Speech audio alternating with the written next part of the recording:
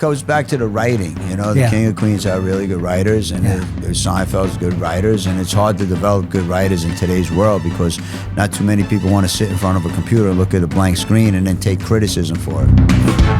This is the Rich Redmond Show. Ladies and gentlemen, here we are live at the Rich Redmond Show.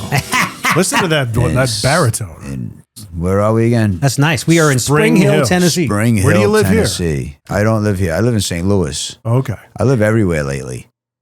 I'm like all over. North Hollywood, yeah, St. Louis. St. Louis. And you made the 5-hour trek in today with your friends. You got Chris and Mark in the house. Let's hear for Chris and Mark. Yeah, Chris and Mark. Yeah, Here we go. All right. As we previously mentioned, I'm losing my hair lately. I'm going with these different items here, like taking the hymns. How's the hymns working? I don't know. I started you got to wait about 90 days, right? Yeah, before you see the difference. And then I got the other stuff.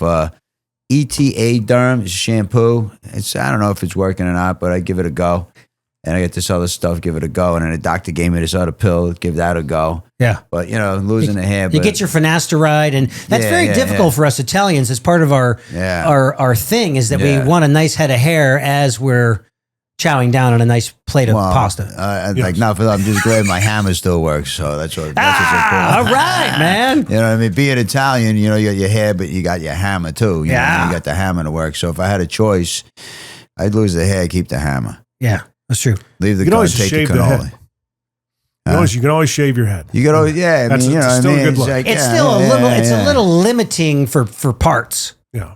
Because then you're that guy. You're the bald guy. Right. You're the bald guy. Right. Worked out for Michael Chiklis. It worked great for Bruce Willis, for the most part. Yeah, he did good, right? Hey, Michael Chiklis is another cat that plays the drums. And let's just get this out. The elephant in the room is that there are so many drummers here. Larry smashes a set of drums. Yeah. Jim smashes a set of drums. And later I passed out some hand drums. We got an LP set of tabletop bongos. We got an old toca, it's like a portable cajon. Toca. And then I got this little sonar. And all these things are pretty time tested. They've been on a lot of recordings. But we're gonna just jam, man. We'll just do pull a McConaughey later, and we'll do a little jam. When you say pull a McConaughey, what is that? Because he likes to play his bongos in the nude. That's his thing. It taps into his primal. That's his OnlyFans. That's his OnlyFans. That's crazy. Yeah, they've been talking about doing an OnlyFans too. People are like, oh, you can't do an OnlyFans. It's good for girls with this, that, and the other thing. And I'm like, it has to be only music fans. Yeah, right. Okay? Exactly. The impetus of that site was more of a pure approach. Sure, and it got for your fans. Yeah, right. And then it just went a different direction. Well, I think our friend, I got to watch it, but the drum icon Russ Miller has a new site called Only Drum Fans, and I'm like, you are smart. That's a very smart thing. I'm going to look up right now as we're talking to see if Fans Only is available. Fans only. Fans only. Just flip it. Yeah, flip it. Just flip it. It's a new venture. And make it like the Christian I'm going to do version. OnlyFans, but I'm not going to take my clothes off. I'm going to put music up on there because that's what it was supposed to do. Yeah. You know what I mean? It's basically Patreon. Right, it's Patreon, right. I'm going on Patreon too. It's like, we talk about musicians because nowadays it's like you put a song up on a streaming and we don't get paid as if we don't have to eat. Like you get fractions of a penny. Yeah, it's nonsense. So I'm thinking okay, so we cut this great track, God Bless America. Yeah, tell us about that. Well, I had this thing inside me, man. Really, it wasn't like the Irving Berlin version. You know what I mean? It was just that thing. God bless America. And you drive across America, and I'm going here and there. I'm like, there's so many beautiful places in America, so many different kinds of really cool people. Especially coming to New York and Los Angeles and St. Louis and Nashville and Chicago. And we meet a lot of great people. All these little people. And you go on tour, you meet a lot of really cool people, man. And it's like, and America's coming under fire and whatever, everybody, whatever, so on and so forth. We know what the temperature is. And it's like, no, man, this is so I had this thing. I wanted to do with guitars because, I like guitars. Yeah. And then I'm banging on drums. I call them the bongos no matter what. It could be a trap set. It could be whatever. It's the bongos. You're hitting the bongos. And come up with this thing. And next thing how it went is that, with these cats down in Illinois, right? And it was they jam out and I brought it to them and we finagled with it a little bit. Yep. which you heard a little bit of that, Yep. you know. And then it was like coming, like, oh, like, what are we gonna do? Like, oh, and then Michael Goodnight says, yo, why don't we get Rich to lay the drums? And it's like, yeah, right, let's do that. And next thing you know, like, Michael Goodnight's the guy that introduced me and Rich, right? What's up, Michael? Yeah, Mike. He did the score for Saturday in the Park, the movie, which Rich plays the drums on. You know, a whole bunch of stuff, poster, trailer, whatever. So now it's like we're on Zoom with you over there. Tony Moore's place, Tony Moore's, the downtown Battery, yeah. And you're doing the drums, and me and Michael in North Hollywood, California. Technology is good. It is. It's not the greatest thing in the world, but it is good. It works for, like, it's got its place, right? It's like everything else. And next thing you know, we got this great drum track that you went off of a drum track. Like, I recorded myself at amp rehearsal in North Hollywood on my cell phone. Is that where you were? Yeah, Cool, yeah. And sent it to you, and then blah, blah, blah. And next thing you know, you laid a kick-ass drum track. And I tried to work it out with this other cat who just took it in a total different direction. Yeah. You know, and I was like, bro, it's not happening, man. He got a little offended, but he's a great musician, great creative guy. I'm like, bro, it just ain't hitting, man. And I ended up bringing it over and sending it to Derek in St. Peter's, Missouri, which is St. Peter, St. Louis, St. Charles. A lot of saints in that area. Yeah. I'm not going to say I'm one of them, but No. Okay, no. So Larry, it really was a creative process. Oh yeah, really straight up, and it's like it went from this to that to that. Next thing you know, with your drum track, Yeah. we were at the Ozarks, and we took your drum track, sent it to Derek in St. Peter's, and I went from the Ozarks with these guys, Mark and Chris. Drove all the way up in an electric car, which means you have to stop and get charged every now and then. It's not easy to get charged as it is to just go pump petrol in the sucker. I know it's less expensive and it's quiet and all of that stuff, but like it's 30 minutes we're sitting there like, what's going on, man? Like, you know what I mean? It's like an old flip phone. You got to charge it, right? So next thing you know, I'm at Derek's and we got your drum track and I just laid a vocal to your drum track. Yep. And then Derek went to California. Yeah. With a hard drive? No, not even. Like, he just went to California because he wanted to go see his mom, which is cool. So, like, he's in California, and then I don't even know where I was at that point in time. I guess I was in New York, and we're trying to figure out how to do this. And he's like, we're going to come home on a Monday night. Plane lands at 8 o'clock, and we're going to, go to the studio, and we're going to lay drums and a guitar and bass, you know? And, okay, cool, because Chris over here, he's got, what's the name of that place? Sawhorse. He's got Sawhorse booked for July 2nd, so we got to get everything in order. So Derek, to his credit, delayed plane, gets in at like 1 o'clock in the morning. Saw another friend of ours at the airport, Savannah Lee, who her plane was delayed for like 11 hours where she was going, which is a whole other journey. And she's super talented too. That's how I met Chris, through Savannah Lee. And she's got some good music coming out too. Yeah. You'll be on the lookout for her, right? And now Derek and her actually crossed paths in the airport in St. Louis. What a coincidence, right? Derek goes home. I don't know what he did. Anyhow, the next morning I show up at his house. He's got bass and guitar already dropped to your drums. Yeah. And we did this whole thing over the internet, and I do want to listen to it, Larry. And I appreciate you asking me to play drums, and I think it's super funky. It's almost like, it's kind of like, like Tone Loc, hanging out with Fishbone, hanging out with Run DMC, big guitars.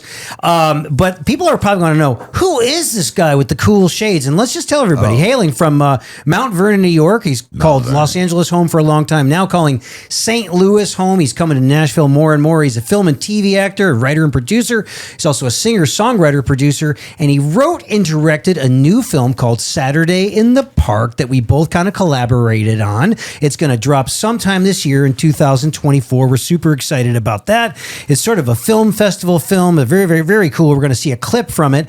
But just as an actor, look at some of these credits. King of Queens, Donnie Brasco, Thin Red Line, NYPD Blue, CSI New York, LA Law, Lockup. He's worked with actors like Pacino, Depp, Sean Penn, Mickey Rourke, Madonna, Sylvester Stallone, highly accomplished, and our friend Larry Romano. That's who's in the house. Rock and roll, baby. Rock and roll. Romano. Hey. Hey. And the music is the connection at all times. The thing is that the music's connection at all times, and I respect and admire you as an actor, and Thank you. King of Queens. I had the box sets. My band is a big fan of the band. So when that show was out, and then even after that, in the early days of touring with Aldine, we used to have DVD players in all of our bunks, and we were living on the road, man. We were going like 320 days a year. So in between shows, we'd stop at Walmart's, and we would get I buy a new season of King of Queens, or I buy a new season of Everybody Loves Raymond. We pop them in, and we hear all these laughter coming from the different bunks. So we love the show, and later I want to play some of the highlights of King of Queens. cousin Richie. I mean, he was the cousin of Doug Heffernan, wasn't he? No, he was the friend, the Gotcha. the five-man friend. Yeah, exactly. But in the meantime, this is a tune called "God Bless America" that you guys literally, over the course of a month, wrote, tracked from a variety of cities, and then mixed and mastered. You want to hear it, Jim? Hear a little bit of it? Want to pop it on? There's a cowbell in there too, There you man. go, cowbell. While the storm clouds gather from across the sea, let us swear allegiance to a land that's free. Let us all be grateful for this land we all share, as we raise our voices in solemn prayer.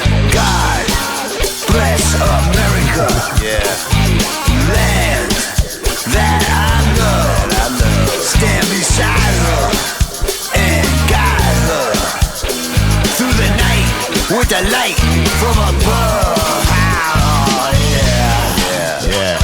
Who knew that Irving Berlin could rock like that, dude? Well, it's really not him, it's us. Yes. You know what I mean? It just kind of took off on that lyric and all of that. And we did another version lyrically. Yeah. Where I just, and the third verse to this is like fresh lyrics. Yeah. Because he covers, it was written in 1918. Yeah. And then I guess re-recorded in 1939. We're in 2025, and Yeah. we want to say God bless America, but there's a lot of things that have changed about America in the last almost 100 years, right? Yeah. 100 years and more, really. And but it's still the greatest country in the world, and it's where people from all over the world meet to come as one. Yes. And you never really. When I very rarely, look, I'm not a very formally educated person. I did a little bit of community college, and I did this sociology class, and he says that the teacher said that to America, New York is the world. To the world, New York is America. Yes. And and now I go to New York just recently on my recent journey, and I'm up in the Bronx with a whole group of people, different ethnic type, and then I'm, then from this, I was up in a luxury suite in the Bronx, and then I'm down on the streets in the Bronx, which I love. If you ever go to Yankee Stadium, you got to go to the Yankee Twin, see my friend Eleni, the Greek goddess. She's got the Yankee Twin. She got the DJ blasting. And I come from the suites of the Yankee Stadium with Ronnie Bloomberg, Mickey Rivers, two-time World Series champion, right? All those cats and blah, blah, blah. Now, you're a huge baseball guy. Let's I'm just a say big that. baseball people. Yeah. And next thing you know, I'm crossing River Avenue after the game to the Yankee Twin, and they got Nelly from St. Louis blasting out the speakers. Yeah. So like Take your that clothes whole, off. You know what I mean? That's what they're blasting, and everybody's dancing. You got this whole eclectic vibe. And then from there, I went to a party with my Haitian friends out in Brooklyn. Yeah. Next thing you know, I'm at a karaoke at like 2 a.m. on a Monday morning. It's the melting pot of all melting pots. And there's people singing Spanish, singing Russian songs, karaoke, singing rock and roll, singing soul music. And so, I mean, yes, as far as New York, it's ingrained in me, But now as I branch out and I see the rest of the world, I had a chance to be in Los Angeles, which is that. Now I'm in the Midwest, and it's bad, man. I love it. Badass, I mean, was in a good way. You enjoy your time in the Midwest. Absolutely, Yeah. man. There's a lot of elbow room, and there's a whole, there's culture here too, man. That's what I like about Spring Hill, Tennessee. You got some nice sidewalks, birds are chirping, kids are playing. I got to be slower when I back out. I don't want to, the kids are playing ball in the street. That's good. Playing ball in the street is good. But let me tell you this. I think that most people, would say, oh my God, this guy is a New Yorker. Mount Vernon, New York. Tell us about your New York experience coming up as a child. Your folks, was there music in the house? Yeah, like people mistake me like, oh, the Bronx. I never lived in the Bronx. Mount Vernon, New York is the closest I got. 2 houses down was the border. And that was pretty much the majority of my life in the first 2.5 decades of my life. Yeah. And on the south side of Mount Vernon, there was a lot of people that came up from the south. Maybe they were descendants of slaves, maybe two, 3 generations before. Yeah. So they had that, that thing going on right there. But everybody was real cool with each other. And you listening to AM radio on transistor radio on the hood of a Chevy when you're 6, 7 years old, and it's playing at AM, that Motown stuff. And then my father moved us up to Rockland County, a half hour north of the Bronx, and across the bridge. Across the bridge, you're familiar with New York, right? Mm-hmm. And this, looking back on it, was Nyack, Tappan, and it was a lot of Bronx kids with fresh air in their lungs. Did you go to the Long Island Drum Center up there? Long Island Drum Center. Long Island confuses me. Nyack, yes, right. I've been there. Great drum shop. Well, there was Manny's. There was Manny's right in the city. That was on 48th Street. Yeah, that was bad. That's right. Sam Ash. Right. Being in Mount Vernon, though, another actor came out of there who was a part of the Boys and Girls Club. I guess he was a big part of it. He also gave back to it quite a bit, was old Denzel. Denzel Washington, right. He was a few years ahead of me, Denzel. A lot of talent comes out. Well, a lot of talent comes out of Mount Vernon, New York in general, right? And I was, Rockland County, where I went for, Mount Vernon was always the constant, because that's where my Aunt Nancy lived, and she was like my grandmother. 209 South 12th Avenue, and there was always that vibe. Rockland County for many years. That was the country. It was a little bit, but it was like country. It was Bronx kids with fresh air in their lungs. Yeah. My first band that I had in high school was with Danny Spitz, who went on to form Anthrax. That's right. So that was like my first band, So when did you start playing drums, Larry? Well, in Mount Vernon, New York, the Fabrio School of Music. I was maybe 5 years old, and I was in there. And it started really because of my family, not blood related. My uncle Carmine Giovinazzo, who was married to my mother's sister, right? His son Jerry played the accordion, and Jerry had 2 kids who had 4 sons. Ricky and Buddy were the 2 oldest. Bud was on drums and Rick was on bass. Rick went on to do a lot of the orchestration for a lot of Sony movies. Okay. Big time stuff, and Bud he went on to write and direct feature films, independent feature films in the States. He's out in Germany now. He's doing a lot of television, very prominent German TV out there. Yeah. So Bud was on the drums. He was an inspiration. So at the family parties, I see Cousin Bud on the drums, but I just took to the drums. I mean, you're a drummer, you just kind of take to it. You just we've jammed over at Tony's place. We had two kits. It was great. Right. Yeah. We played it up, and so that that's the foundation, I guess. The family parties because you're getting a mix, and then playing the drums. But my parents never wanted me to be in the music. At least my father didn't. Yeah. Well, what was your trajectory for them? What did they want you to do? My father wanted me to play center field for the New York Yankees. You know what I mean? Like DiMaggio. DiMaggio's 6'3", I'm 5'8". It's like, I want you to be a policeman or a fireman or go into the trades or something. No, I want you to be a baseball player. Yeah, but not only that, center fielder for the New York Yankees. Right. He's he set the bar. He's like 6. But you played a lot. I played, and I wasn't very good. I had some really good years coming up, and I had some really not so good years because my head wasn't into it. My head was more into girls and rock and roll. But it allows you all these years later to be a super fan of the game. I could name this, that, the other thing, and then getting to go to Yankee Stadium, hang out with Mickey Rivers, who was a center fielder for the Yankees when they won the World Series in 77 and 78. So I was 14, 15 years old. Mick the Quick was one of my, Ronnie Bloomberg, he was another guy. He was a Yankee. And so we talk a lot of baseball, baseball and, old-time NFL football. Oh, your stats, buddy. You were ripping off the stats backstage.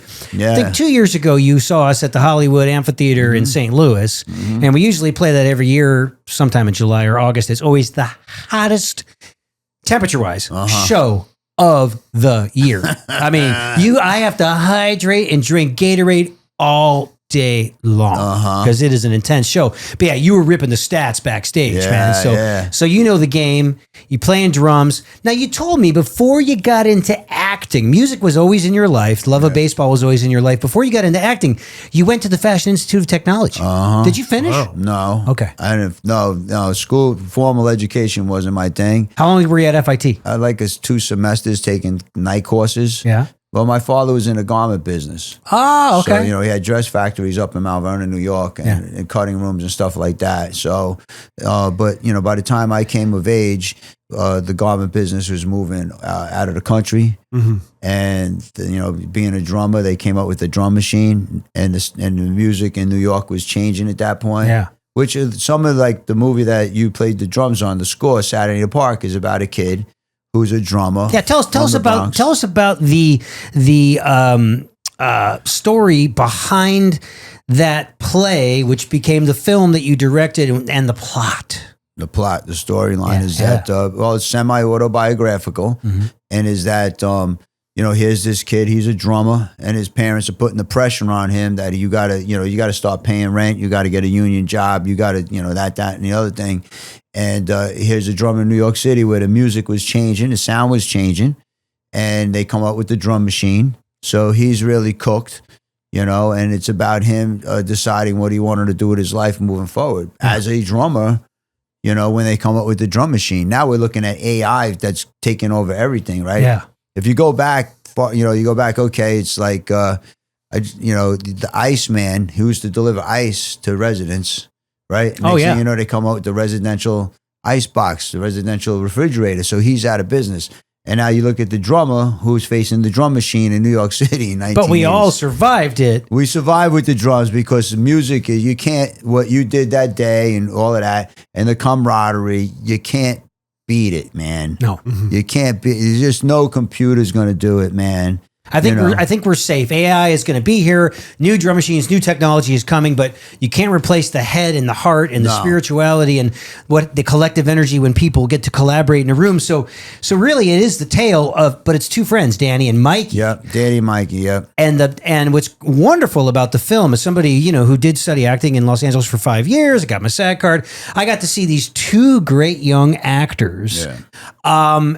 And the scene is final scene in the movie. I can't tell you because it'd totally be a spoiler, but it's a 13-minute scene. It's pretty long. Yeah, it might be longer than 13 minutes. It might be even longer than 13 minutes. Yeah. And I asked you, I was like, hey, that wasn't like one take, was it? and you laughed at me like, it took like one night, what happened was it took a couple days, and, I knew. And, someday we'll be able to get the behind the scenes footage out there because I knew that once it warms up in the Bronx, because we shot it entirely in the Bronx. Yeah.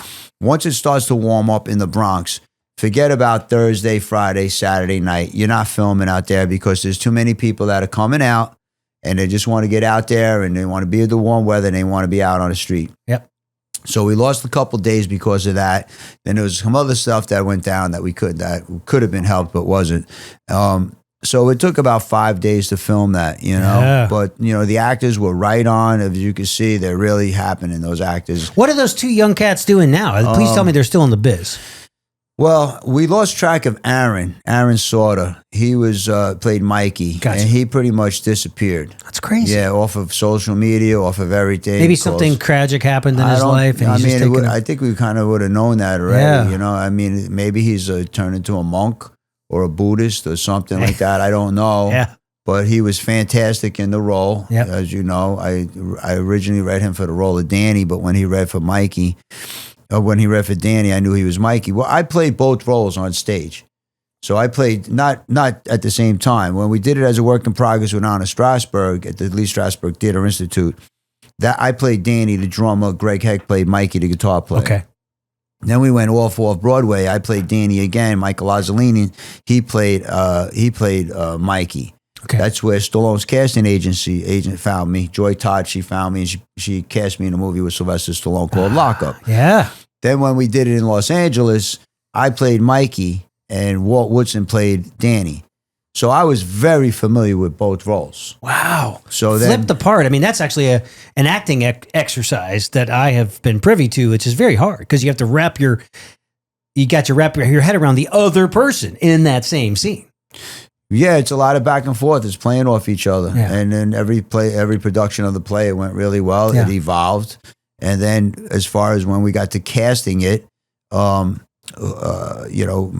Aaron Sorter got read for Danny, but I cast him as Mikey. Yeah. And then we had another actor who I wanted to cast musicians that were real musicians so they could put a soundtrack together.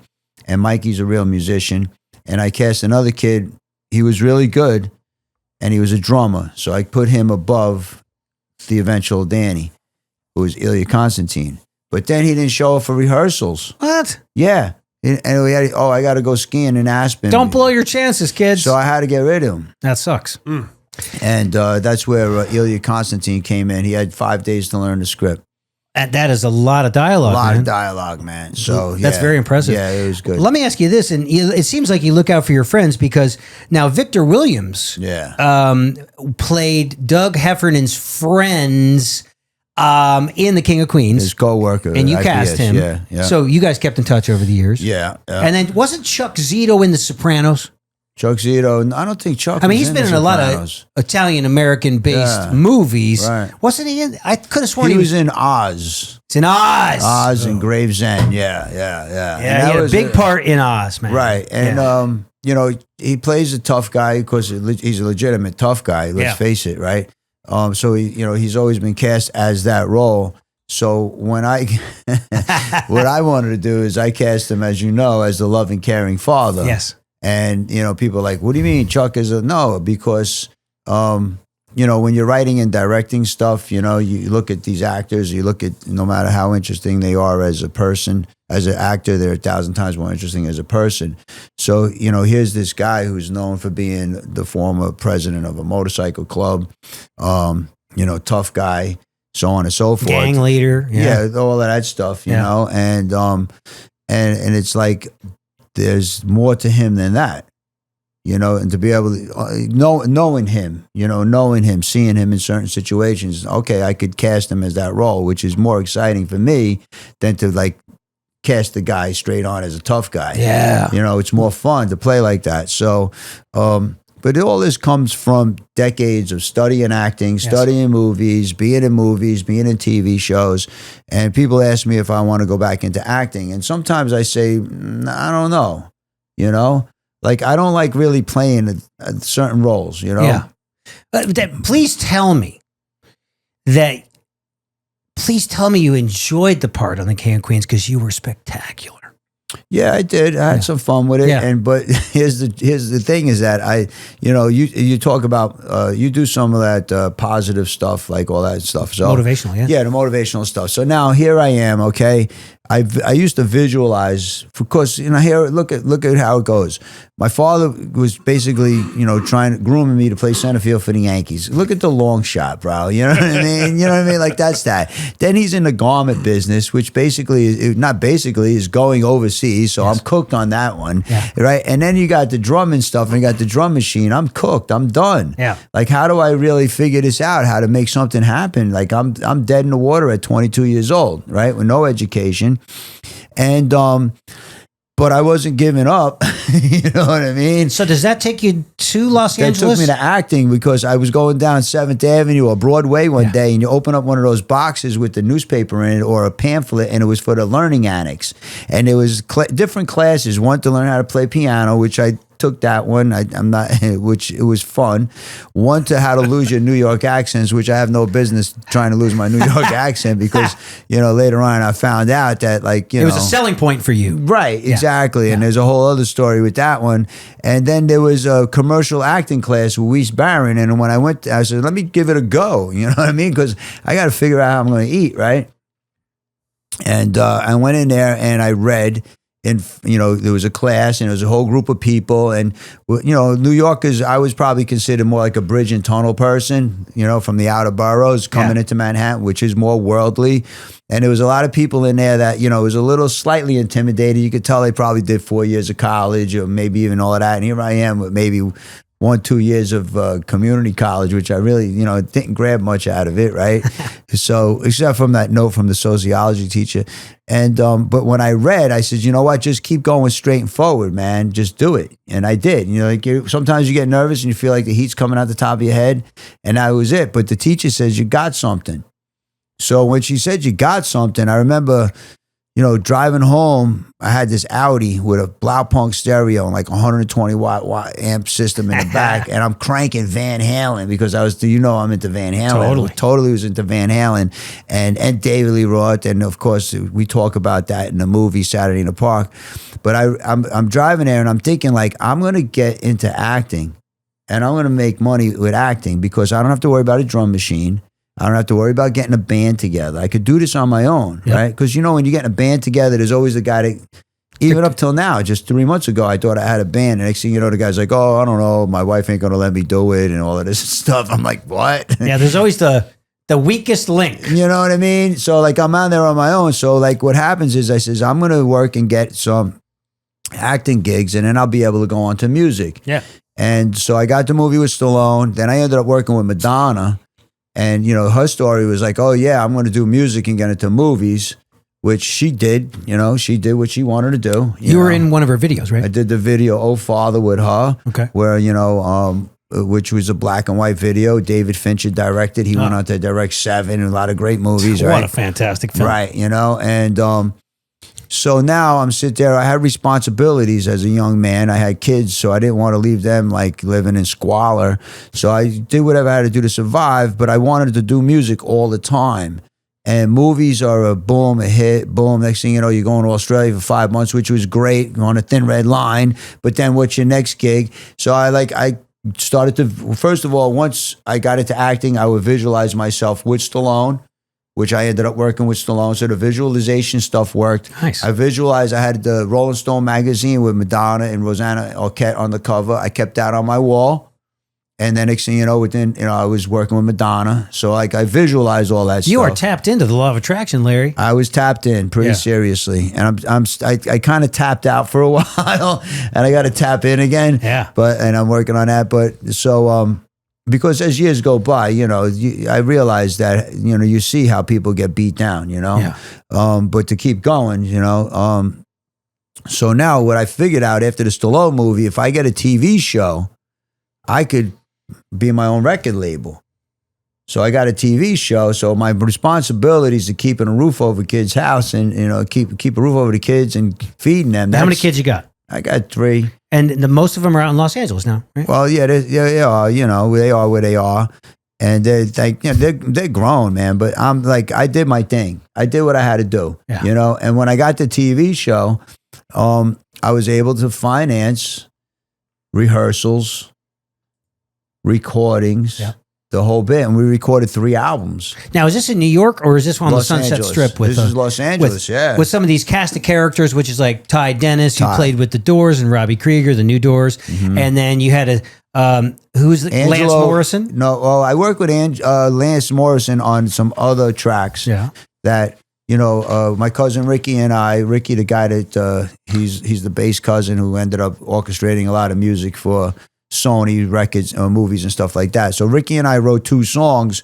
when I was in Los Angeles, when he came down to Los Angeles and back in 91 when we were doing the play in Saturday in Park. Yeah. And then he found a cat named Jimmy Hunter, who was from Detroit. And we went and did a 16-track, 1-inch tape, but with a drum machine. Yeah. But Jimmy's a drummer. He's really good with the vocals and doing stuff like that. And Jimmy brought in Lance Morrison, Penny Wanzo, Keith Howland, Jimmy Corey, Johnny Duva, and Lee Thornburg, Tom Pollock on the horns. So Keith is a friend, and he played 20 years with Chicago. Yeah. And you got Lance Morrison, who played bass on Jagged Little Pill. Yep. And Ty Dennis and I were buddies. We're Facebook friends. Yep. Small world, man. Yeah. So the music and the acting were all kind of going together. You're studying at the Lee Strasberg Well, that was Institute? back in 86, 87. By this time, I'm in LA, and I tapped into all that music. And these guys, Lance had not played with. This is before he played with Alanis, right? Yeah. Before Keith was with Chicago. Jimmy Corey, he's a fan. He ended up with Beth Hart. Oh, nice. Beth Hart, she's a hammer. She rocks. Oh, right, exactly. Johnny Duva at that point had already played with, I think, Johnny Edgar Winter or something like that.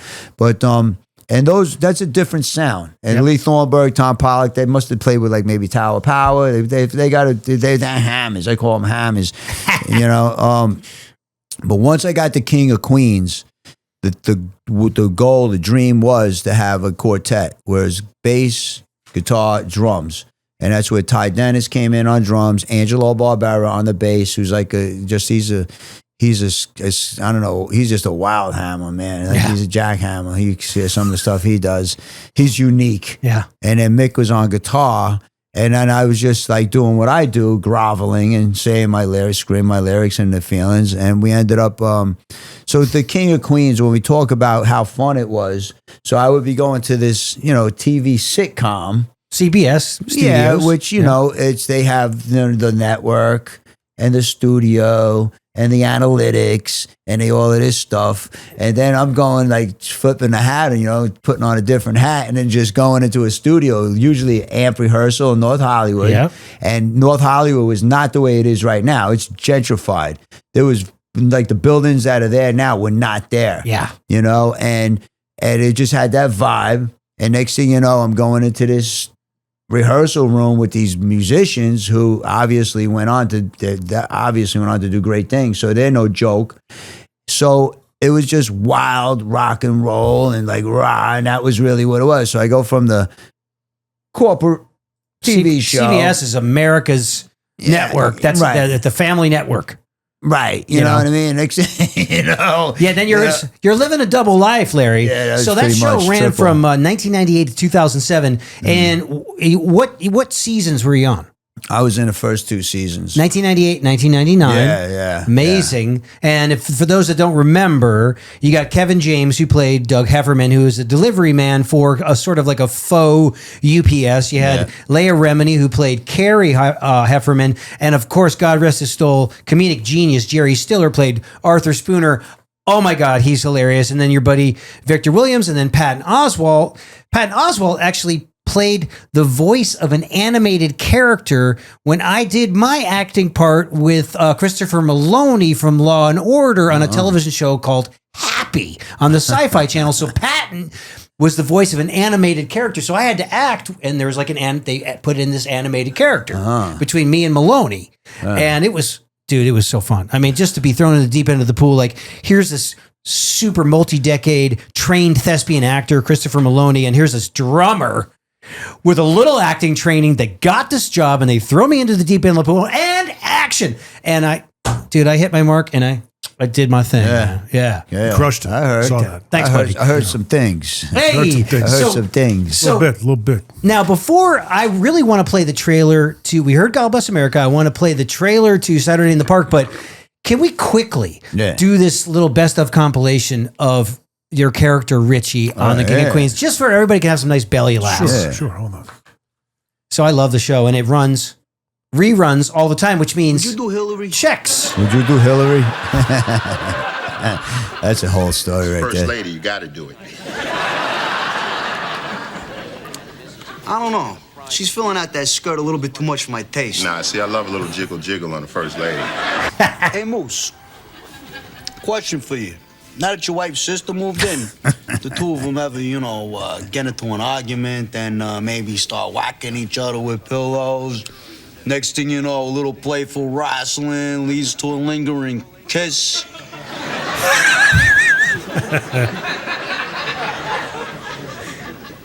I'm asking. Oh, somebody's cranky. Hey, Santa Claus, you missed. Moose, relax. We got you covered. Hey, Chens, go get me a big stick. If we whack him, maybe candy will come out. This is where he's all stuck up in the closet. The hell is this? It's a new car. Nah, seriously, what is it? It's a car! Hey, maybe if you spent some time in Luxembourg, you wouldn't ask such stupid questions. Where do the clowns come out? So, you find anything you want to watch yet? No, daytime TV is brutal. What are we supposed to watch? What, The Way We Were on the Romance Channel? That on? Oh, you want to watch it? Do you? No, I don't watch it.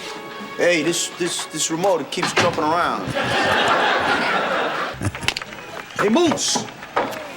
Hey, Richie, listen. Sorry I'm late. I was at OTB and I just kept winning. Trifectas, the exactas, a couple daily doubles. Unbelievable. Boom, $28. Mom's coming in from St. Louis. I gotta pick her up from the airport that night. St. Louis. So she could watch Ultimate Fighting with us.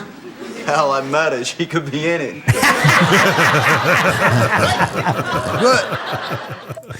St. Louis. Larry, great stuff. Hey, so what was the schedule on this sitcom? You're rehearsing Monday through Thursday. You go live in front of a studio audience on Friday, right?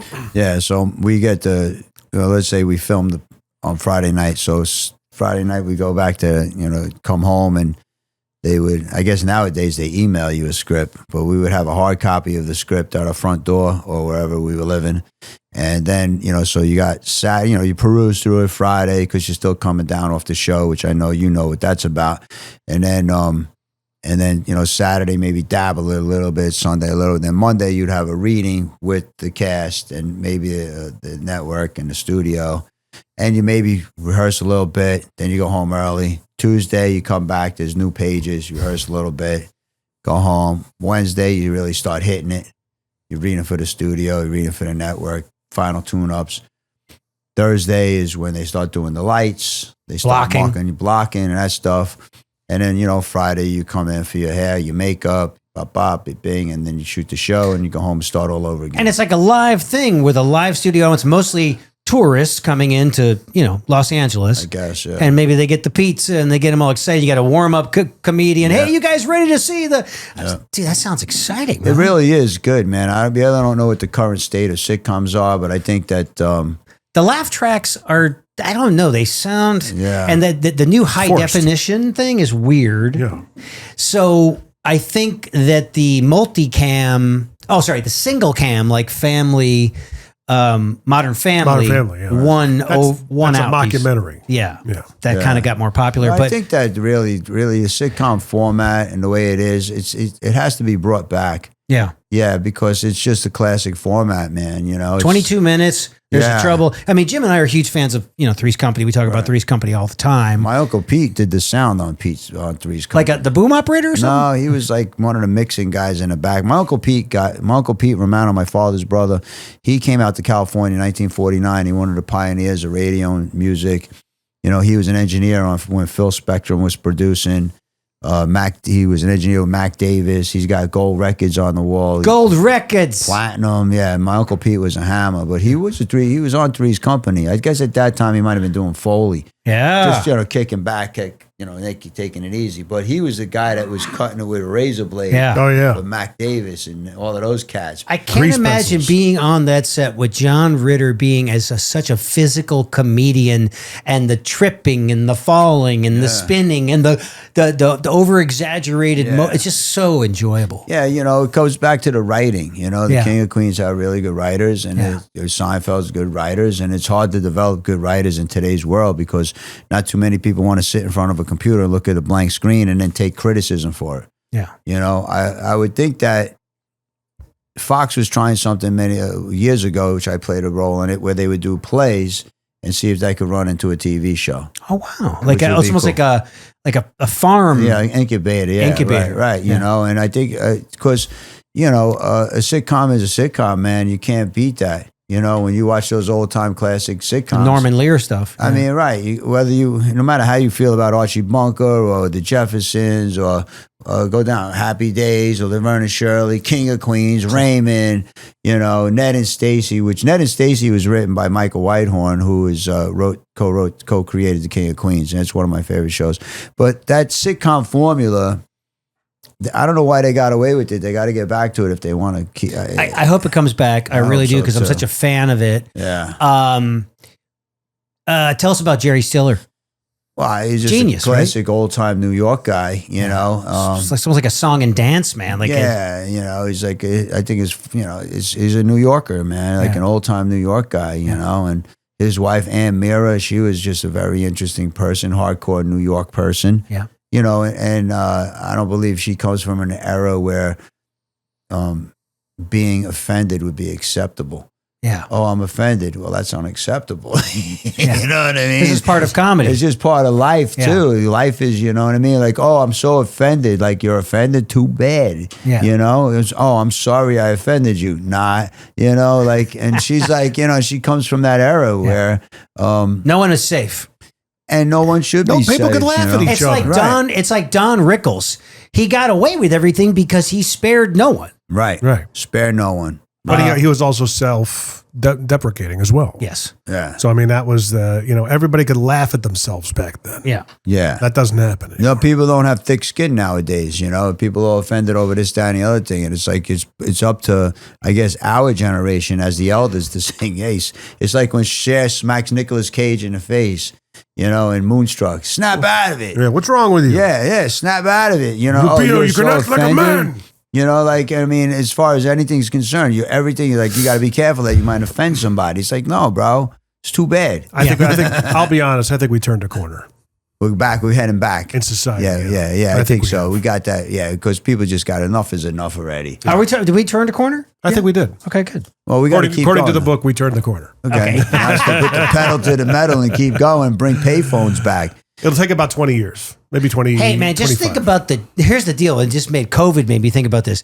Just think about the amount of germs that are on a New York City payphone. People put that thing up to their ear and their mouth. They're touching all the buttons. And they were healthy. Oh, my God. Yeah, It's like when right. Kramer went and swam in the Hudson River. Ugh. Well, Okay, I and don't he know about sm- that. Yeah. Yeah. But I mean, we used to swim in Lake Candlewood. That thing is just a puddle. It's, Candlewood Lake up in, you were familiar with that? Going up in New York? No. That was the first man-made Lake. It was a lake. Yeah. And they basically pumped water out of the Housatonic River into the Candlewood Valley. They created a lake. They dammed both ends. And it's essentially a battery. But they have recreational. Squance Pond, does that ring a bell? No. Really? No. Because a lot of New Yorkers used to come up to Candlewood or Squance Pond What was the one that we used to go and to? hang out. He was too busy Lake Welch. Lake doing Welch. baseball What was and that? music. Welch Lake, I think it was called. It was not too far out Yeah. from Rockland County. Yeah, that's what happened. I ended up playing double headers on Saturday and Sunday, and really just like, what was the end? You know what I mean? It was, whatever. But I still like to throw the ball around and play baseball, and do a little bit of this and that, and follow the game a little bit. But So, Larry, like when I'm in I'm in the grocery store and I'm trying to find the perfect avocado and I hear a song I play on, it comes on. It's still pretty fun. You pat yourself on the back a little bit like, I did that, man. yeah. There's not a lot of people do that. Yeah. So you see yourself on a television show. You I don't watch myself. No. You don't watch it? No. Did you- I hate it. What? Yeah. It's one of the reasons why I didn't want to be on The Sopranos, because if I was on The Sopranos, I couldn't watch it. And I really Were you loved asked to watching be? it. Were you No, I never even recruited? approached it, man. There was a whole chapter or two of my life that after the King of Queens and after the Kristen Chenoweth show that had nothing to do with the entertainment industry. There was a lot to go on with my screenwriting and so on and so forth like that. But I kind of started doing other things, which is, a conversation for another day. Mm-hmm. And, because of just the environment of Hollywood in general. Yeah. I don't necessarily vibe with it at, 100%. I vibe with it maybe 50. And if you don't vibe with it 100%, you're kind of not in the league, you know? right. It's a lot like being in a mob, You didn't ever have Lee Remini coming over and be like, hey, have you heard of Scientology? Yes, she definitely brought that up a few times. Oh, really? Yeah, definitely. But she certainly changed her tune on it. She changed the tune on it, for whatever reasons they may be, and Patton Oswalt is an atheist and Leah's a Scientologist, so but that never became a problem with me on the set. I'm always a person that, you believe what you want to believe, just don't try and jam something down my, throat, you know what I mean? It's like, whatever, bro, I don't care. Patton Oswalt, though, he's a genius. Real smart. Well, I don't know Seemingly like I've seen him on like game shows and, and Jeopardy. He knows all the words. Yeah, apparently he does. Yeah. Seems like. Maybe they give you a study book if you're going to go on those shows. They're going to be like, here it is. It's this thing. And you're like, it can ask you any of these things. Right. And it's up to you as, to put in your bathroom time and study the book. Yeah, right. But so this is so fun to hear. Let's maybe pull up the trailer to Saturday in the Park. Yeah. And the music to Saturday in the Park is a collection of kind of like rock inspired remakes. Like, hey, let's do something in the spirit of like this, this Ace Frehley song from Ace's solo record. And then there's some, what I would call take a drum set and throw him down a staircase, kind of my wild improvisations. It was basically improvisational drum set that was used to create like energy from scene to scene. Right? Am I right in saying that? Right. So that's what the score consists of. Right. And this is the trailer that is going to promote the movie that is coming out this year. Give everybody a taste of the movie. Yeah. Yeah. Here we go. Yeah. 1986, New York City. Oh, 50, 50. Fuck the 50. I'm telling you, May Koch is on the news. He's come down on all this graffiti. Rock and roll, hip hop. Y'all know these guys. Beat my fucking meat, B. Murder, dirty cops, John Gotti. The mob runs everything. John Gotti runs everything. And neighborhood friends for life. Speaking about a shame and a waste, where's your friend? Oh, fuck. Hey, Angelo, stop him. He's got my money. What's he talking about? He's full of shit, that guy. Well, look who it is. Manhattan Danny Starr. You and your friend Mikey playing that devil music all the time? You're not kids no more. It's not devil music. The name of the band is the Devil Maniacs. It's devil music. It was one night in the time of their lives. Danny, he's a hell of a drummer. You and Mikey are right up there with the best. We can fucking make it, me and you. And never let nothing stand in the way of your dreams. When the past will collide with the future. One bad man, that Larry Davis. Cops was gonna rat them out, so they tried to kill him. You're telling me the kid's selling drugs? That looks like we ran out of internet. Hold on. Hey, it's exciting though. And here's another crazy small world is that the reason that you and I know each other, Larry, is because we have a mutual friend, Michael Goodnight, who is he's a musician and a film editor in Los Angeles. And he does a lot of, trailers and promos and EPKs and just like, high level stuff. He's a fantastic editor. And over the years, he has edited reels for me and my friends. And then I found out he was a musician. Next thing I know, he's got this project called Warlords of Mars, which is basically him playing all the instruments. And then he has a neighbor next door that's this crazy like Boa Zappa type poet. And the guy writes no lyrics. He just takes Michael's tracks and just starts riffing on these things. And it's pretty brilliant. Yeah. So Michael and I trade. I'll be like, hey man, could you put my new motivational speaking reel together for me? It would usually cost this amount of money. And then I go and I'll play 12 drum tracks for him. So I think I probably, recorded like 20 tracks for him over the years. He's got some really good music too, Mike. Yeah, Mike. He's just written some stuff together too. We definitely got down, man. He's a product of living in the heart of show business for decades. Just a nice guy and super smart. What's up, Michael? Yeah, like you said, right? Exactly. He's an Orange County Hollywood guy, and he's like knows all this one and knows that one, knows all the names. Like I know baseball, he knows each actor's name. He knows what movies this is from, what that's from, so on and so forth. So it's a good combination. And when I first brought it up to him, I says, "Hey, man, the movie is about a drummer and a guitar player, and the lead character is a drummer. So why don't we get a drummer to, and initially somebody said for me to play. I'm like, no. And then it's like, let's try Rich Redmond. And I think I'm like, well, who's that guy? He's like, he pulls up a video of you playing with Slash. Yeah. With Slash. Yeah. And Leanne Rhymes on background. And Winona Ryder and Paul Rogers. Yeah. Winona Judd. Billy Gibbons. Winona Judd. It was, sorry. What did I say? Winona Ryder. Oh, yeah. Well, Yeah. There you go. Well, yeah. I don't know if she sings backup, but they were hammering. I'm like, this guy, you know this guy? He's like, yeah. I was like, all right. And that's ZZ Top guy too, right? Yeah. And the next thing I know, I got Larry Romano on the phone. Hey, Rich, this is Larry Romano. I'm like, the guy from the King of Queens? Yeah. And next thing you know, we're in the same room together. We're doing the thing. So it's all these amazing, small worlds, human relationships, a really, really cool thing. So I'm excited for the film for you because I know that it started as an idea. It became a script. You put it up in New York. You put it up in Los Angeles. You filmed it, you put your heart and sweat into it. Everybody look it up. You can look it up on IMDb and just kind of watch, Larry and I's socials, and we'll let you know when the film comes out. Yeah, definitely. Keep an eye out because we're doing it independently. We spoke about how things have changed in the business where, you used to cut a record, you sell records, you sell CDs, you sell cassettes, and, airplay, and you can make a living, and same thing with movies. And social media and streaming has changed all of that. There is some upsides to it. But as far as the movie's concerned, we're going to hold private screenings. If anybody wants to have a private screening of the movie, they get a theater. we could do something like Yeah. that. You know, we're doing our own marketing, our own distribution. I'd love to see it put up at the Franklin Theater. I think that would be perfect. It's a perfect, you know, like when the Wrecking Crew had that film about, you know, the Wrecking Crew in Los Angeles. They premiered the film there, and it was nice. It's a perfect size for events, and you know, a little bit of the press can come out, and it's some cute little downtown So Franklin. we got to do that then. That might be, you know, that might be a thing. And God, in Los Angeles, where we could do it somewhere.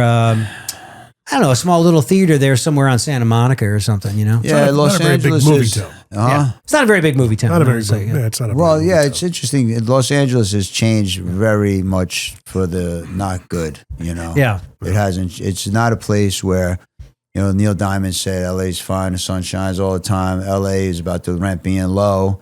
So you could be an artist, you know, and you could, you know, hang in there. And we talked about this last time we were together, is that, you know, New York is hanging in there, I could say.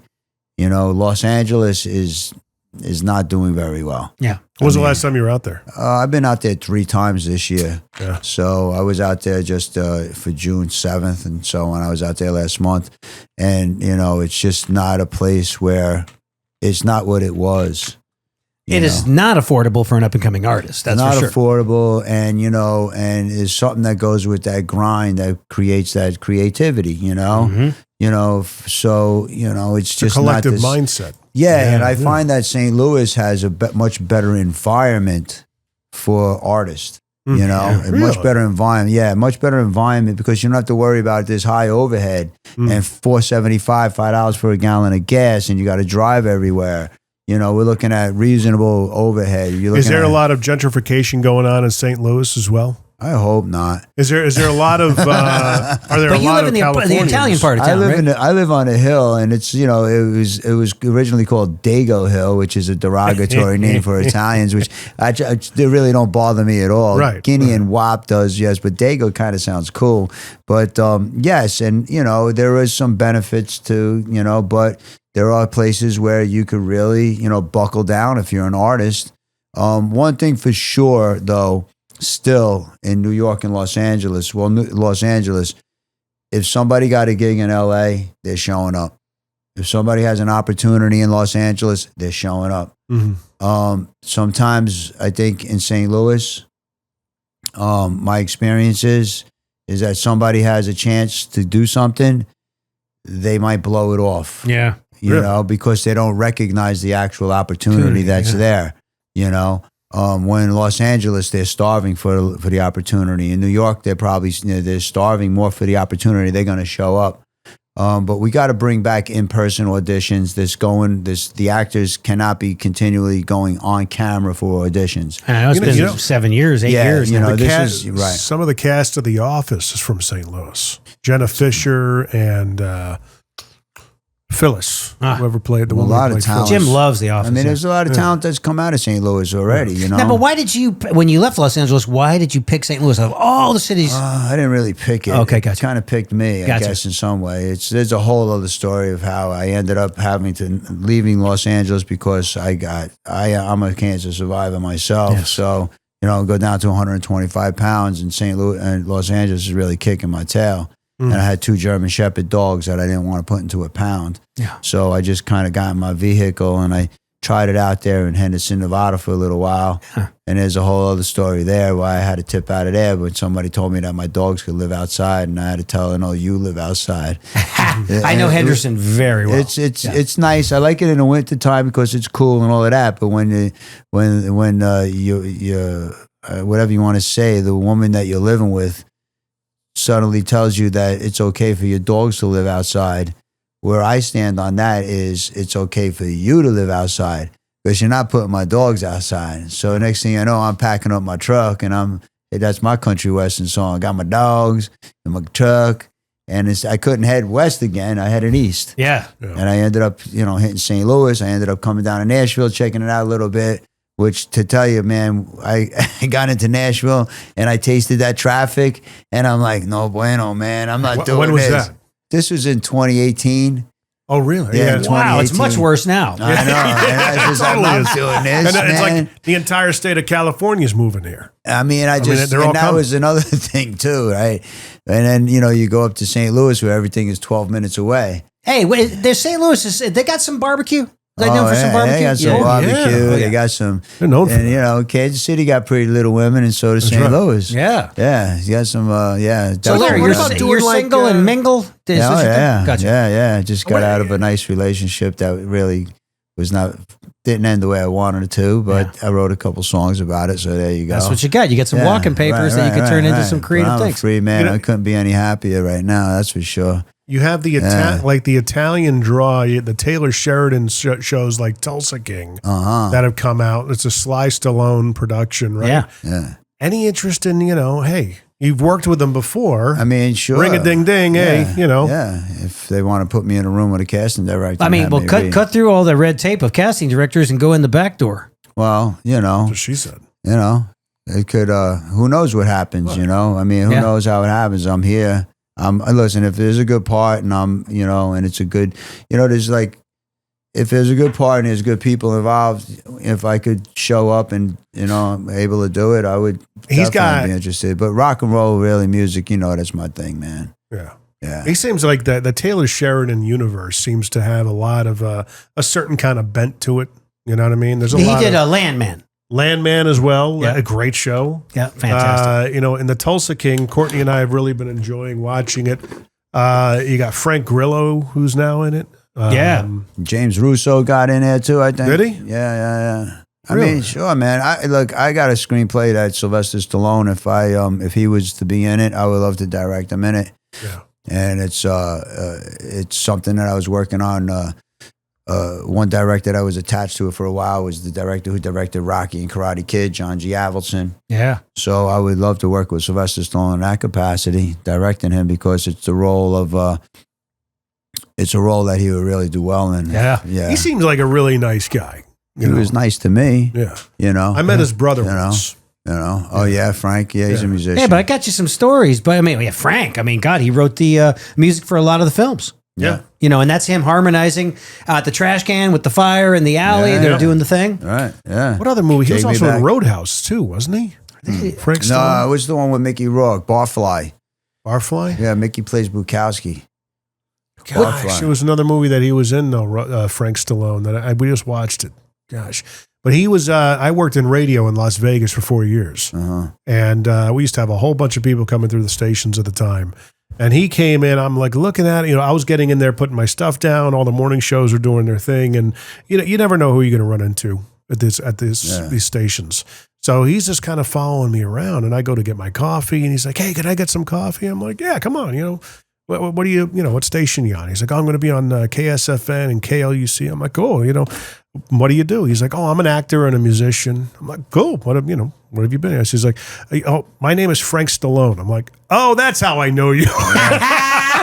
Hey, great guy, totally cool. You got Pacino, you got Depp, you got Penn, you got me. So these guys, plus, all have different styles of working, styles of preparing. Any fun stories or insights for the actors out there? Well, Al Pacino didn't say much to me on the set, but that's because the two characters were like, he was my father, and he didn't like me very much, But then Johnny Depp and we got along really well. He gave me the CD to his music. He has a band called P. Really good stuff. Yep. So that was Johnny. And now Depp. he's in the Hollywood Vampires. Yeah, there you go. Isn't that crazy with Alice Cooper? It's right. crazy. And he got to play with Jeff Beck, right? So like, come on, let's be real. Stallone was just great to work with for me. He was really cool to work with. Madonna was really great to work with. Yeah. So Kristen Chenoweth, there was some really fun people to work with, without a doubt. I didn't have any scenes with Sean Penn, but we were in the jungles of Australia for 5 months, so I had heard a lot of stories. On set for 5 months. Doing a World War II movie. Yeah. Yeah. Sweating, humidity, Had to get a bunch of shots, I bet. Well, yeah. Malaria. None of that stuff, man. But, like they gave us the heads up not to swim in the ocean by the estuaries because the crocodiles go out into the ocean, into the sea. We're by the Coral Sea, and, oh my God. About some kind of bird who could head bonk you and kill you. And a bunch of spiders and snakes. And scorpions. Australia's no joke, man. Yeah. And they got some people out there, really cool people, and I've still remained in contact with a lot of them. So that was just a great experience, and it was a great experience. I can never, you know, that's something. And we didn't get to work with Sean Penn, but I got to hear a lot of stories. Definitely a lot of stories. Amazing. Yeah. Yeah, man. Yeah. And so St. Louis since 2018. Yeah, 2019. 19. Yeah. Well, there you go. And then, you know, of course, COVID hit and all of that stuff kind of slowed stuff down a little Sure bit. did, yeah. Mm-hmm. And then still getting over, you know, injuries and stuff like that. And then, but it always comes back to what's in your mind all the time. And it's always going to be music, really, for me. I mean, movies are fun, definitely, without a doubt. TV sitcoms are fun. You know, I know writing one is a chore. Writing a movie is less of a chore, you know. But when you get in that room with a bunch of cats and you got the drums and the guitar going and the bass going, and it's like, it's terribly exciting. Yeah. It just never gets old. Not for me, No. you know, it doesn't. And I can't say movies or TV or movies got old for me, but I'm just saying when I wake up in the morning or when I go to bed at night, it's always a rhythm or something to that effect. Right now where I live, I got a drum set in my living room, which I hadn't had since I was, you know, I never had a drum set in my living room. Well, I guess I did at one point in time. You know, Yeah, St. Louis, you got a house, you get to open up. That's the other thing, right? I got a spot, right? Like I talked to Goodnight about that too. It's like, you know, because we've written a couple songs together. Yeah. Where I would put a drum track down in St. Louis and then ba ba ba and then back. But like if he was in St. Louis, all you got to do is come to the house, plug in the bass. We got the recorder. I got 12-track digital recorder. We could just create. Yeah. Where in Los Angeles, you know, he's got a cool apartment. But then if we wanted to do the live drums, we got to go to Amp. Got to go to Amp. Which Amp is great. Yeah, it's Amp, like $75 an hour. Well, you know, it's you like, could get by for a little less, but still, right, exactly. You know, by the time you end up with all of that stuff. You know, so, but being an independent artist in today's world, there's definitely a lot of advantage to it. Like he says, we could have a showing of the movie at where's the theater down here? The Franklin Theater. The Franklin Theater. Yeah. You got the Tivoli up in High Point up in St. Louis. We got here and there, and just let it go. And you know, the people that are in the audience right now, if they want to really see some new stuff out there and keep it alive. Now, what about the festivals? Could you get it into the Telluride and the Venice and the? I've been through the festivals with a movie as a producer. Yeah. And, you know, my honest opinion on festivals is they're bogus, man. Is it like some serious politics for winning? Yeah, it's bogus, man. Gotcha. You know, and they have agendas, you know, all of this stuff. When the bigger ones probably have more agendas where they're trying to push like a social whatever, which, you know, they're trying to make it that it's supposed to be art imitates life. But what they're trying to do is they're trying to have life imitate art. And you can't do that, man, you know, and they're doing it, but it's failing. You know, they might make these big tentpole movies, right? But like at the end of the day, it's like what? Dude, you're watching some guy flying around in pantyhose making believe he's a spider or making believe like, I mean, there are people that love this stuff, but like for me, like, I don't want to give 2 hours of my life where, what do I get out of watching a guy making believe he's a spider? You know? You're talking about Spider-Man? Yeah, or whoever. Spider, Super, this guy, that man. You know, so you're not a big fan of the Marvel movies or anything? No, because, I mean, like I said, there are people that are, God bless it, it's all well and good, but I don't want to give, I watched, you know, The Pope of Greenwich Village, I watched Rocky, I watched The Godfather, I watched, you know, For Unlawful Carnal Knowledge. Like, you watch these movies from back, you watch Woody Allen movies. When you come out of it, you know, not only did you have some laughs or did you enjoy the story, but you come out of it like a little bit, like with a bit of life that might enhance your life. Woody Allen can write. He's great. And he's a great clarinet, jazz clarinet player too. Mm-hmm. Yeah. And I just had these guys. These guys are from the Midwest. They never really experienced Woody. And, you know, I put the Woody Allen movie on for them. I think it was... Which one, Annie Hall? I put Hannah and Her Sisters on. Ah, okay. Yeah, see, could you imagine I'm watching Hannah and Her Sisters and I just watching the whole thing play out and these guys started watching it too. Yeah. You know, because they start going, wow. It draws you in because it's real life. It's real. It's real human beings. Yes. You know, that's interesting. So, you know, when part of the plot towards the end of Saturday in the Park is when, you know, the two characters are trying to decide, what are we going to do? We got to get out of here. We got to go try to make it. We're not getting any younger. And they mentioned, oh my God, David Lee Roth just quit Van Halen. He put his own band together with this guy named Billy Sheehan and Greg Bissonette on the drums. Next thing I know, we sent the trailer to Greg. Greg is so happy to be name dropped in the movie. Yeah. Billy is happy to be name dropped in the movie. We went and we broke bread with Billy over at Bricktops. Yes. In Cool Springs. Yeah. So they're so happy about it. You know, I'm so happy they're happy. That was a big part of my life. And we were with Mike Nickel from Germany. Yep. My bro from Germany, which was, that's great. And Billy picked up the tab. Thank you, Billy. Thanks, That Billy. was great. That was a good one. And I saw Greg Bissonette in Los Angeles. He actually remembered a whole bunch of lines from the movie. And then he bought me dinner. So that was like, wow. Where did you guys go? Where did you meet up? I forgot the name of the place, but it was in Westlake Village in Los Angeles. Yeah. And, he's on tour with Ringo now. Yep. Yeah. It's that time, okay, so 1984, the album came out, right? Then 85, Dave came out with Crazy from the Heat, which was an EP, Going Crazy from the Heat, California Girls, and Just MTV. a Gigolo. Just a Gigolo, MTV. And I always loved Van Halen. Like, I tell you, Danny Spitz came to my house with Anthony Amendola back in, I guess, 78. And they bring their amplifiers, and I got the drum set, and they're like, did you ever hear this band called Van Halen? But back then, like, you listened to a song on the radio, if you didn't stay in the car until they came and told you who the band was. So I was like, nah, I never heard of Van Halen. And they started ripping up Ain't Talking About Love. I was like, oh, I know these guys, And then I had taken a trip to California to see my Uncle Pete with the gold records on the wall. And I met cousins that I didn't know I had. And it was like the California thing, man. Like, whoa, wow. Like, couldn't wait to, like, come back here. It was like, we're from New York. They're like, oh, you're from New York. That's really cool. Like, really, dude. You're from California. That's like really cool too. Like, cause that's where Eddie and Dave and Alex and Michael Anthony come from. So now when they go through that breakup, I was like, man, it was like my parents are getting divorced. I was broken up. Like, man, what's that about? Man. So that found its way into the film. Found its way into the film because that's the transition too. And then, So Larry, were you there on the Sunset Strip for the Sunset Strip golden era? Yeah, many nights. 84, 85, 86? No, it came a little later. Gotcha. A little later. 86 a little bit. So Guns N' Roses? Yeah, like a little bit of them, right? Exactly. It was happening. And it was happening up until the 90s, really. Yeah, Whiskey, Viper, you go to the Rainbow late night, you run into Ron Jeremy, he's playing the Pac-Man machine, you get a slice, you end up in the red leather seats, and you never know who you're going to end up in a seat with, the red leather seat with. Yeah. LA was great. Did you read their book? No. Brothers, Alex put it out. Still haven't done it. It's actually right behind you there. Yeah. It's called somewhere Brothers. on that shelf. Yeah, on the that's the next one. Basically, it's a great book. Yeah, and I actually listened to it. Alex read it. Okay, and it's a really interesting take on. It goes right on up to the point where they make 1984. He does not give any attention to Sammy Hagar.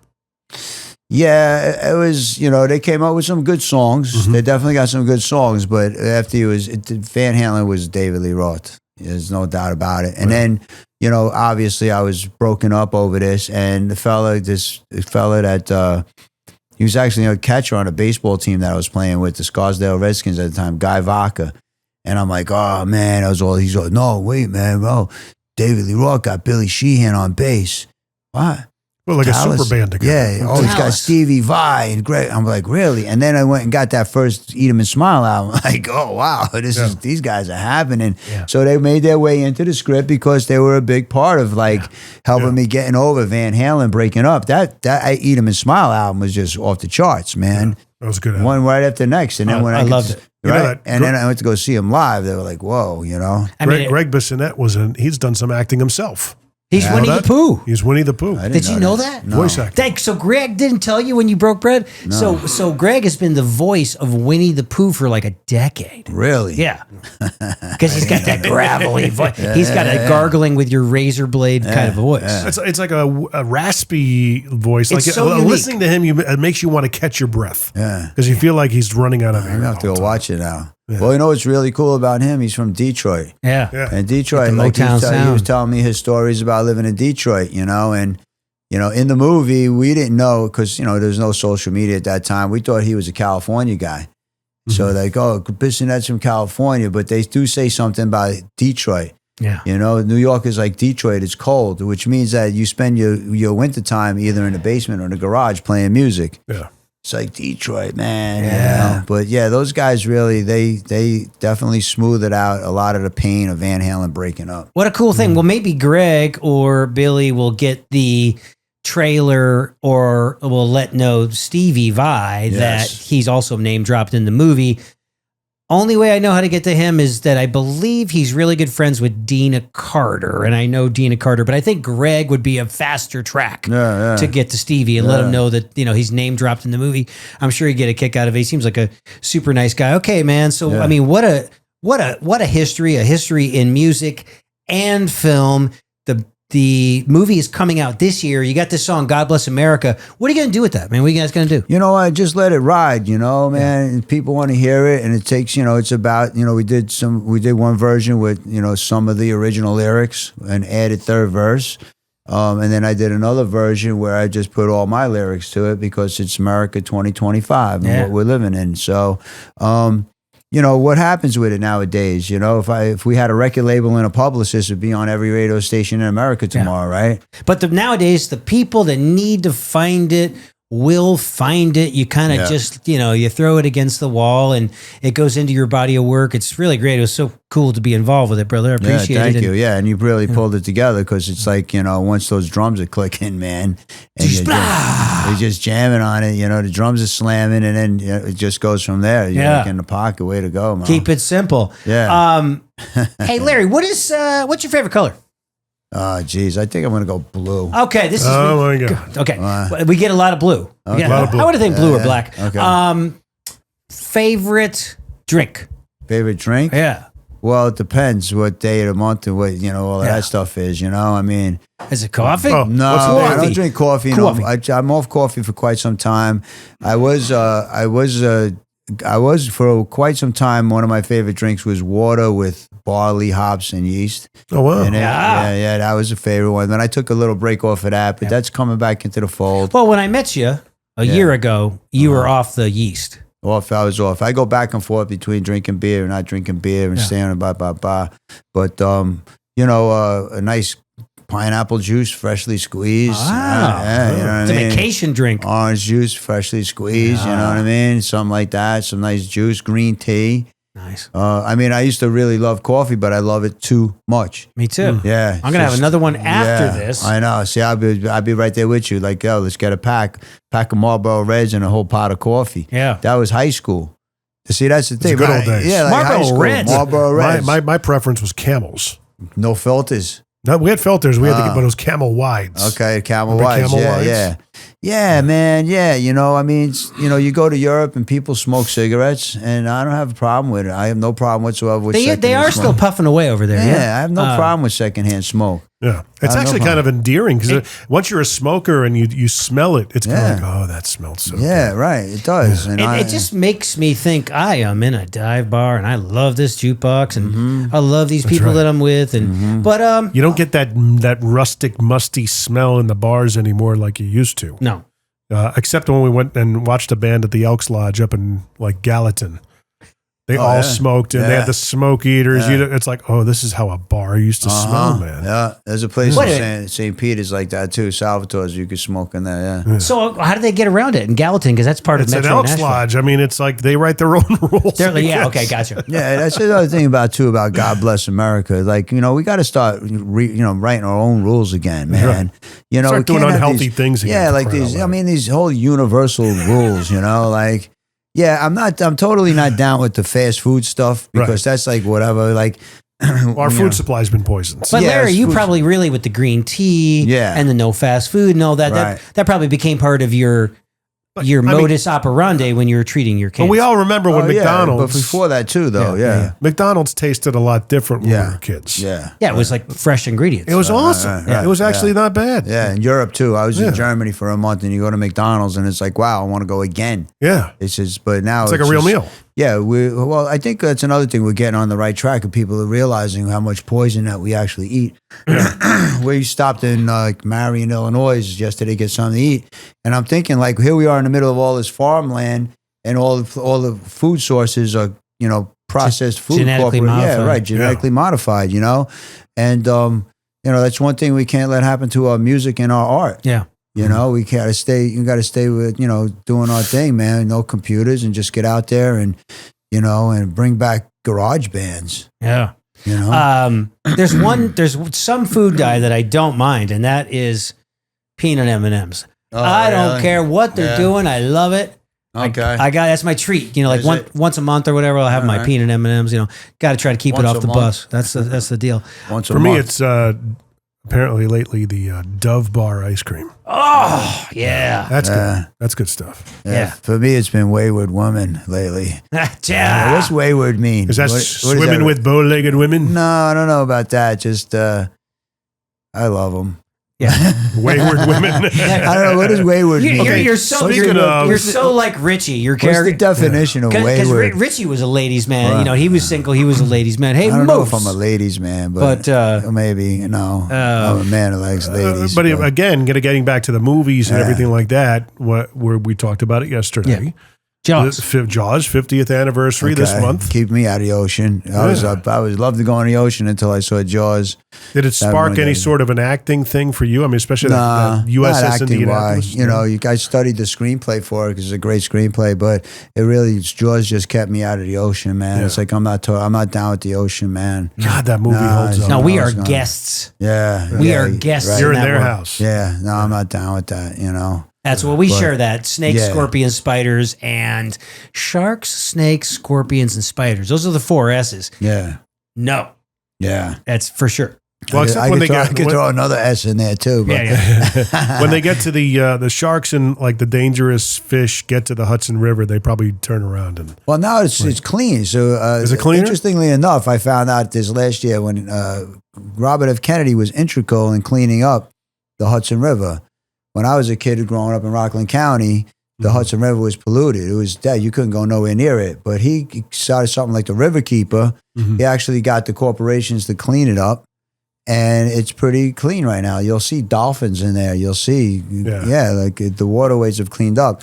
And there's some other stuff going on, like where I was in Queens. I was living in College Point for a little while, where they get oysters. And they incubate the oysters, and they put oyster beds around the shoreline, and they clean the water. And the water looks, you can see the bottom in the Long Island Sound. It's really right in Queens. It was crazy for me. I actually did a job down, I want to say around Mount Vernon, probably more towards where the Whitestone is. Heading back up, I'm like, I got a half an hour to kill. I've never been to City Island. It's like a resort. Yeah, it's interesting. It's a whole different world. You ever been to City Island, New York? Bronx, New York is an island. There's a movie called City Island, too. Yeah, there is. Yeah. But it's a really like a detachment from that whole area. Yeah. It's crazy. It is. It's a village in the Bronx, right? Bronx is an interesting place. I love it. I love it still. And each borough is different. Oh, sure is. Yeah, each borough is different. Well, that TV show that I did with Maloney, we shot in Jamaica, Queens, in a real prison. There is a part of the prison that is still functioning, and then a couple of areas of the prison that they use to shoot television shows, like I'm sure like NYPD and CSI and all the lettered shows. Yeah, it's pretty crazy. The Rites of Passage shows. The Rites of walking down the hall, taking up the entire hallway shows. Yeah. They shall go to court. Hey, Larry. What final question are your favorites? So you had your favorite food. What's your favorite food? I mean, lately I've been just, eating spinach salads with garlic and, I lay off the tomatoes for a while, but spinach salads with garlic cloves and olive oil, stuff like that. Chicken's okay. I like steak. I like hamburgers. If I get obviously a good pizza pie, but I run the gamut, man. Okay, so St. Louis, did you find a good pizza place? No. I mean, no, I can't say no. Obviously, it's different than New York. There's the Pie Guy on Manchester. They're close to New York. And Pizza de Gloria is on the hill, and they make their own kind of pie, all fresh ingredients. That's a really good spot. But, coming from New York to New Jersey, Long Island, I mean, it's a different thing that you're used to, man. Yeah. See, I'm a Canadian. I'm a loose New Yorker because we grew up on the border. Okay. But, and even Connecticut where we were. Connecticut got good pizza too. In New Haven. Yeah, exactly. But we were the beneficiaries of Manhattan the Bronx, that kind of area of good Italian pizza. Yeah. You could throw a rock and get great pizza. Yeah. That's the other thing. The food in New York is it's off the it's tough, right? Yeah, it's tough to come anywhere else after that. We went to Manhattan. Cammie sang at Carnegie Hall. Carnegie Hall. Yeah. Oh, wow. How do you get to Carnegie Hall? Practice. She couldn't care less. Practice. But she, we spent a couple days in Manhattan, and it's like all we did was eat Italian food. Oh yeah. Yeah. Just to fill our quota. Little Italy, so fun. You know what I mean? You got to go to Italy. Italy is fantastic. Yeah, I enjoy Italy. Put some weight on you, man. I know. Sure. But it doesn't do that in Italy. You can actually lose weight by eating there. I've never been to Italy. Larry, how is it we've never been to? Because I know that my people are from Naples. My father's family's from Naples. Got to get there. Yeah. Yeah. Well, I got this opportunity to get citizenship with Port Italy, and I'm going to be working with them to get citizenship. But yeah, I mean, that would be fun going to Italy. I'm sure that they would know me from the Stallone and Pacino movies. Yeah. Germany, the King of Queens is really big out there. But who knows? I mean, right now, lately I've been traveling around America here. St. Louis, Nashville, Los Angeles, New York, and filling my quota. God bless America. We're back to God bless America, right?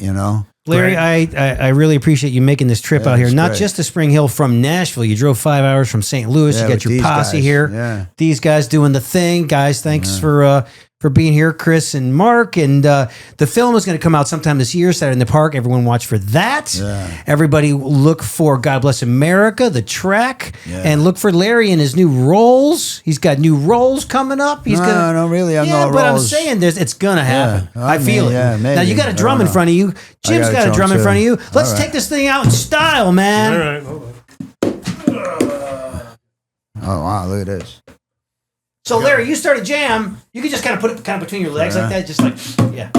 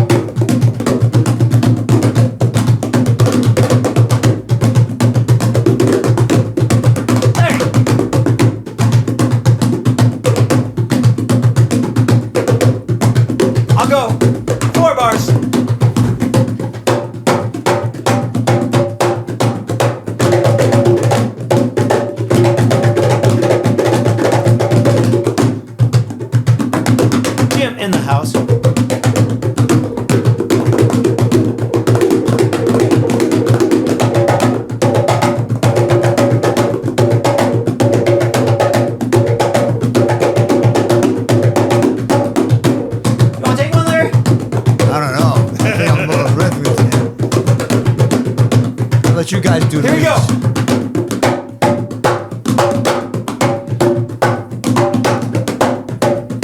Last time. There you go. Nice. That's the first time ever on the Rich Redmond Show. 3 drum specialists jamming McConaughey style. Larry, thanks for being here, man. I wanted to Google one thing before. What's that? Because I said something about wayward woman. I want to know what that actually means. That means women who have lost their way. Here's the sermon with bow-legged women. Wayward. The way we word. The way we word. What is the definition? Wayward woman generally refers to a woman who deviate from societal norms or expectations, often characterized as rebellious, independent, or unconventional behavior. The term could be found in various contexts, including literature, social commentary, historical studies, and often nuanced.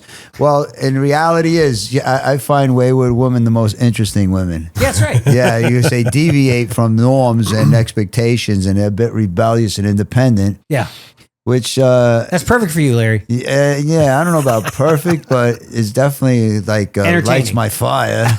Yeah, you know what I mean? Maybe someday it will be perfect. That'd be great to find the perfect one, right? Yeah, for sure. As we all search the perfect. You're funny, man. Yeah. I pretty much. Okay, any wayward woman out there, just so you know, if you're deviating from societal norms or expectations, and you're rebellious and independent and unconventional.